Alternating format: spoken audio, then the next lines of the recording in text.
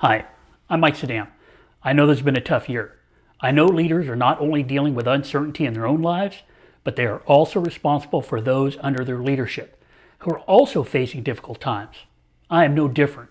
This year, along with a global pandemic and civil unrest that directly affected my profession, I've had to deal with adversity. I've had family issues. Everyone in my organization took a 10% pay cut. I even had to change jobs from something I had many years of experience in to something where I had very little experience. When I changed to a new command, I became responsible for the leadership of over 90 essential workers. These workers were dealing with long work hours, pay cuts, family issues, and the threat of illness. I even had one employee that lost both of her parents in the span of 2 months.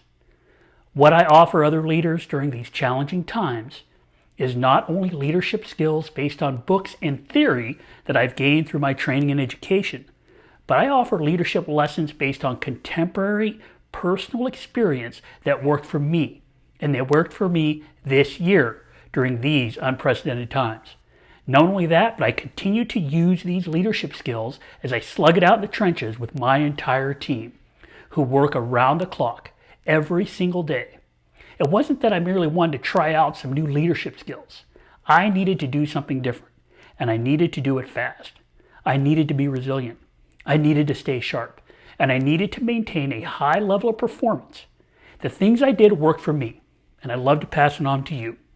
For leaders that need to show up at their best for their teams, for their organizations, for their families, for their peers, and for themselves, I offer 3 lessons in leadership. 1, the power of context, of using our perception of what's going on around us in a powerful and positive way. 2, the impact of kindness, kindness to yourself and to others in a way that increases your resilience and your strength while helping and motivating others. And 3, being very careful of what you focus on. When we filter out what we have control over from what we don't have control over, we become more effective and reduce our overall stress. These lessons aren't just gleaming packages of motivation. Rather, they were born from the dirt, bruises, sweat, and tears as I fought one of the hardest battles any of us fights. Our own internal battles against our own shadows that want to drag us down into the abyss where we become cynical, depressed, and angry.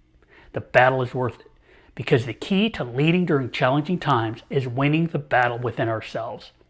What I learned is that during challenging times, we can come out stronger and be at our absolute best for ourselves and our organizations. You're not going to come out of the battle with a gleaming suit of armor. You're going to come out of it battered and bruised, but stronger, happier, more resilient, and equipped to lead in challenging times.